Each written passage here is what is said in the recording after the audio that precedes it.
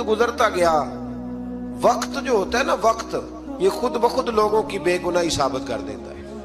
ایک وقت میں نا پراپوگنڈا ہوتا ہے تو ہر آدمی پراپوگنڈے کا شکار ہوتا ہے، پھر جب وقت گزرتا جاتا ہے تو خود بخود وقت کا گزرنا کچھ چیزوں کا خود بخود حل بن جاتا ہے۔ حضرت یوسف علی نبینا علیہ السلام کو جب 12 سال بیت گئے تو بادشاہ نے، عزیز مصر نے خواب دیکھا۔ اس نے خواب دیکھا کہ 7 موٹی تازی گائیں دبلی پتلی گائیں کو کھا گئی، اور 7 خشک بالیاں ہیں اور 7 سرسبز و شاداب بالیاں ہیں۔ اپنے وزیر سے کہنے لگا کوئی تعبیر والا بندہ ملے۔ اس نے کہا کہ ایک بندہ ہے جس کی تعبیریں بڑی سچی ہیں۔ کہا وہ کون؟ کہنے لگے جناب یوسف۔ تو قید خانے میں پیغام بھیجا حضرت یوسف کو کہ خواب کی تعبیر بتائیں، تو جناب یوسف نے یہ نہیں کہا پہلے مجھے باہر نکالو، یہ نہیں فرمایا۔ فرمایا تعبیر یہ ہے، یہ 7 خشک بالیاں دیکھی ہیں نا، اس کا مطلب ہے کہ 7 سال تنگ دستی رہے گی، اور 7 سرسبز بالیاں دیکھی ہیں تو پھر 7 سال اللہ خوشحالی دے دے گا۔ اور فرمایا یہ جو تم نے گائیں دیکھی ہیں موٹی تازی وہ کھا گئی، فرمایا اس کی تعبیر یہ ہے کہ کوشش کرنا کہ جو تمہارے پاس دن یہ چل رہے ہیں جن میں سرسبز و شاداب ہے کھیتیاں، تو 7 سالوں کے لیے اناج جمع کر لینا، بالیوں کے اندر ہی رہنے دینا، باہر نہ نکالنا، اور پھر اگلے جو خشک سال ہوں گے نا، وہ یہ جو جمع پونجی کی ہوگی نا، اس کی برکت سے وہ 7 سال آسانی سے۔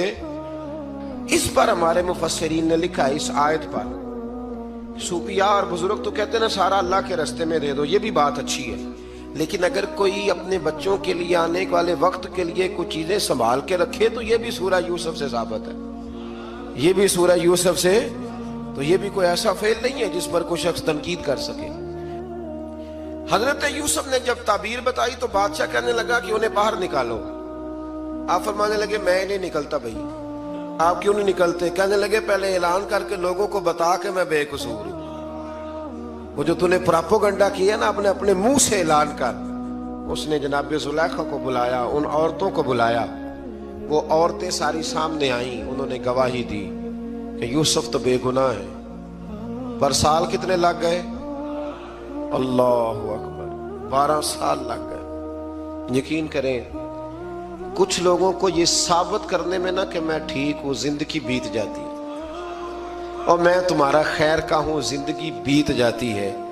لوگوں کو ہوش تب آتی ہے جب مزار پر چادر ڈالنے کا ٹائم آ جاتا ہے، ہوش تب آتی ہے، لیکن پھر ہوش کا کوئی فائدہ۔ 12 سال کے بعد بادشاہ نے ان کو بلایا اور کہنے لگا کہ یہ جو خواب میں نے آپ کو سنایا اب کرنا کیا ہے؟ تو حضرت یوسف کہنے لگے تم سے کچھ بھی نہیں ہوگا، اگر کچھ کرنا ہے تو پھر یہ خزانے کی ذمہ داری میری لگاؤ۔ اگر کوئی قابل آدمی ہو تو وہ آگے بڑھ کے بات کر سکتا ہے۔ یہاں ہر بندہ ہی آگے بڑھ کے کہتا ہے مجھے دے دو ڈیوٹی، لیکن قابل ہو تو وہ آگے بڑھ کے بات کرے اور سمجھے کہ میرے علاوہ کسی کے لیے مشکل ہے تو پھر وہ آگے بڑھے۔ حضرت یوسف نے جب کہا تو انہوں نے آپ کو وزیر خزانہ بنا دیا۔ پھر ایک وقت آیا کہ وہ عزیز مصر ہی بن گئے، قحط پڑ گیا۔ جب مصر میں قحط پڑا تو دائیں بائیں بھی قحط پڑا۔ کنعان کے آپ رہنے والے تھے، وہاں بھی قحط پڑا۔ حضرت یعقوب بیٹے کی یاد میں رو رو کے تو آنکھوں کی بینائی چلی گئی۔ اور یارو باپ بھی بڑا ہی پیار کرتا ہے، بڑا ہی پیار کرتا ہے، بڑا ہی پتہ ہے۔ باقی تمہیں تحفے دیتے ہیں، باقی تم سے محبت کرتے ہیں، تو باپ تو بیٹے کو اپنی جوانی دے دیتا ہے، اپنی جوانی اپنے بیٹے کے نام کر دیتا ہے۔ باپ بھی بڑا ہی پیار کرتا ہے۔ سنگیو کوئی نہیں تول سکتا۔ بچے ایسے گھوم رہے ہوتے ہیں نا ابا جی کے سامنے، تو ان کا اٹھنا بیٹھنا چلنا ہی بڑا پیارا لگتا ہے، کا آنا جانا ہی بڑا پیارا لگتا ہے۔ باپ کا تو قد روز اونچا ہوتا ہے کہ اللہ نے مجھے لال عطا فرمائے۔ حضرت یعقوب کی آنکھوں کی بینائی چلی گئی رو رو کے۔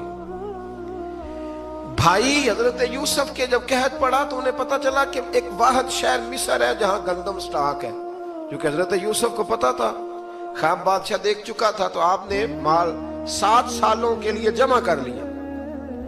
اب بھائی آئے، اللہ اکبر، دشمن سامنے نظر آئے، مخالف حاسد، تو پھر انسان ٹھہرا رہے اور انسان کمزور نہ ہو، طاقتور ہو، اتنا طاقتور ہو کہ حکمران ہی بن گیا ہو۔